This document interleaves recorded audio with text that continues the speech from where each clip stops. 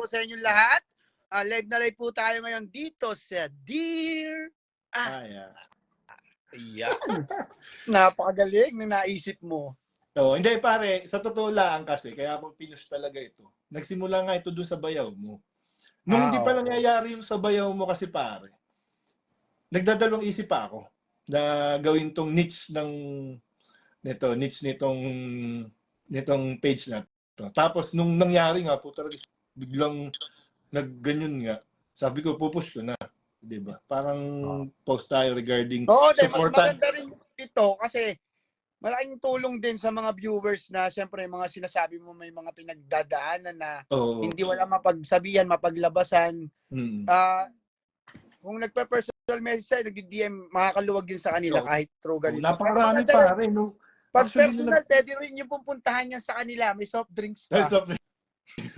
Hindi pare, napakarami kasing napakarami talagang nag-message. Nung nag-post ako noon, napakarami. Pangkaraniwan kasi, yung mga message sender natin, normally, gusto naman nila mag-open sa mga close friend nila, sa family nila, pero kasi nahuhusgahan agad sila. Yung the point na, ano ka ba, parang sasabihan lang nilang, ang arte-arte mo naman, yun lang, parang yun lang, parang ganun. Pero, di ba? Yung mga ganun bagay, pero, napipiit na. So, parang ang pakiramdam nila, hindi na sila komportable. So, ang gagawin nila, kikimkimin na lang nila. Di ba? So, pag kinimkim nila, doon na Maraming ganun, oo. Diba, hindi sineseryoso yung seryoso mo sasabihin, di ba? Kasi pwede kasi talagang para sa atin, magaan lang. Di ba? Sa atin magaan lang, pero sa kanila, mabigat na pala. Yeah. Di ba? Yun yung mahirap dun eh. Di ba? Hindi natin alam na, tinan mo, may isa pa na naman, tropa na naman, di ba? Di natin akalain. Di ba? Hindi natin akalain. Napakatibay nun. Sabi mo nga, di ba, napakarami ng na-hospital na aksidente ilang beses, survive. Di ba? Pero siya pa pala ang mayroong pag-usapan at nakakalungkot. Yeah. Sobrang bait. Wala ba?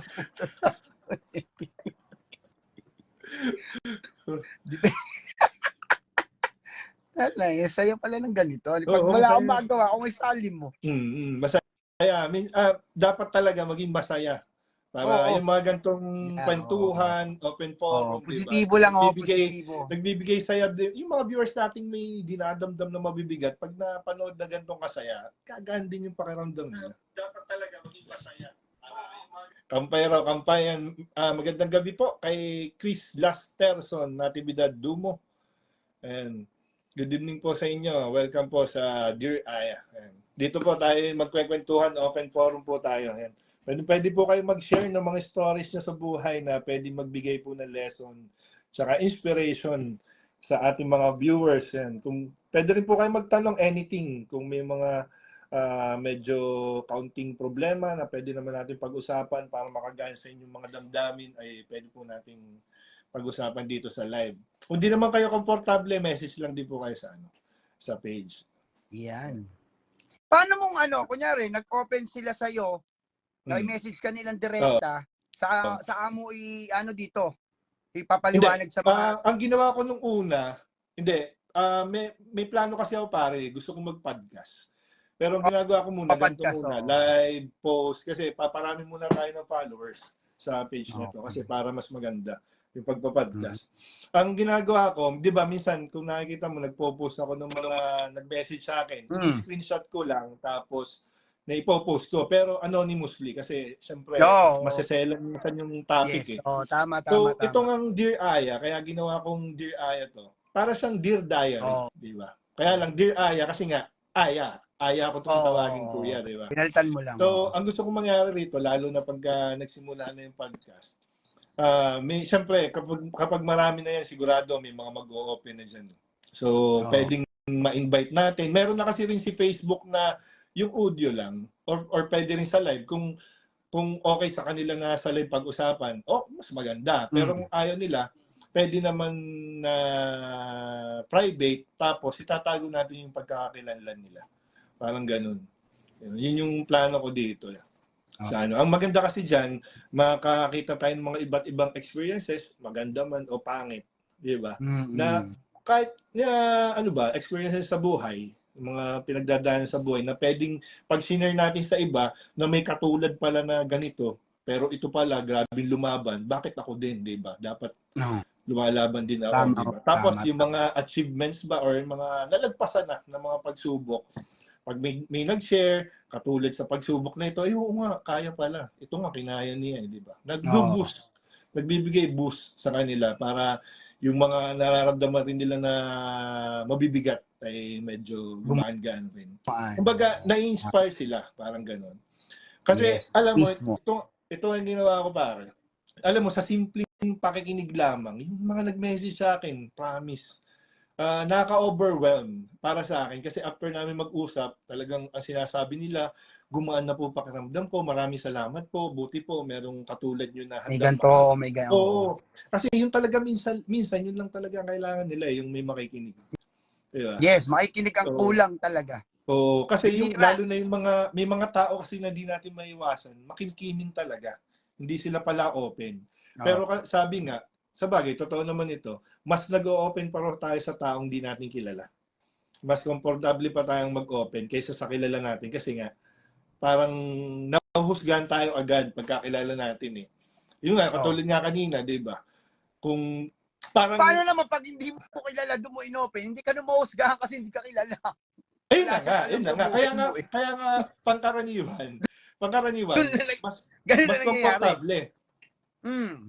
Di ba? Mas komportable sila na mag-open kasi nga, di mo ako mahuhusgan, di kita kilala eh, di ba? Parang, puro paliwanag lang ang maririnig niya doon kasi ganito, ganyan, ano? Kasi marami talagang nasasayang kasi pare, record ng rito sa atin, sa bayan natin, 5 na raw. Nakakalungkot naman. Nakakalungkot talaga yan. Kumbaga, kahit lalo pa yung isa nga, kakilala pa natin, kahit di naman natin laging nakakasama nalungkot pa rin ako. Kumbaga, nakakalungkot talaga. Diba? Magandang ayan, shoutout po sa mga bagong pasok na viewers natin. Magandang gabi po. Kay Jason Cruz at kay Kumaring Jolly Ann Benaventura, shoutout sa inyo lahat. Maraming salamat sa pakikinig at panonood sa Dear Aya. Ayan. Andito po ay magtutulungan tayong labanan ang mga dumadanas na depression tsaka anxiety. Ayan. Magbibigay lang tayo ng mga good vibes tsaka mga stories na mag-i-inspire at magbibigay dapat learning. pag yung may kikwento sa'yo, sinusulat mo siya tapos alam mo yung ginagawa nila nung yung alin, sa dating mga ginagawa yung pare. Yung parang Dear MOR, yung may mga parang ganun niya, parang ganun. Sa ngayon lang kasi talaga, parang nag-iipon pa tayo ng followers. Okay. Kaya nga yan sa mga... ang wala na yata. Ang pagkakalam ko, syempre di ba pinigil yung sa ABS? Oo. Parang ganyan na yung... Mas maganda na ngayon na may ganyan, yung touch. Kasi, kaya yung sa mga viewers po natin, sa mga followers po ng Dear Aya, pakitulungan pong i-spread natin itong page. Hindi naman sa pinopromote ko yung page. Pinopromote na rin. Pero ang purpose ko talaga, ang aking adhikain ko talaga. Para umabot sa mga taong yung may pinagdadaanan. Yes. So, yun talaga. Lagi ko talaga sinasabi din sa kanila yan. Kasi, ito may kasama ng pag-promote sa page. Kasi ganito yan eh. Halimbawa, meron akong, di ba, may mga content ako, mga video content ako ngayon sa Reels na inspirational, mga hugot, patama, parang ganun, na magbibigay talaga ng learning saka magbuboost sa atin. Malay mo yung video ko na yon related pala dun sa pinagdadaanan nung friend mo sa Facebook, share mo yung page ko, umabot sa kanya, napagaan yung loob niya dun sa video na yun. Parang ikaw na rin tumulong sa kanya. Yes, diba? Tama. Diba? Pop, may kasamang promotion. Promotion ng page lang. Pero ayun talaga, pero ang pinakang pinupunto talaga, yung ma-spread to, para makarating sa mga nangangailangan ng paliwanag. Actually, gumawa rin pala, nakapost po sa page, gumawa ako ng group doon kung saan magtutulungan tayo regarding sa depression at anxiety. Yan. Wala tayong focus doon, kundi positive yan. Sharing din tayo ng mga stories na story natin sa buhay na pinagdaanan talaga na kaya magbigay inspirasyon po sa ating mga viewers. Ayan, shoutout po kay Landicho Michael Kian Santiago.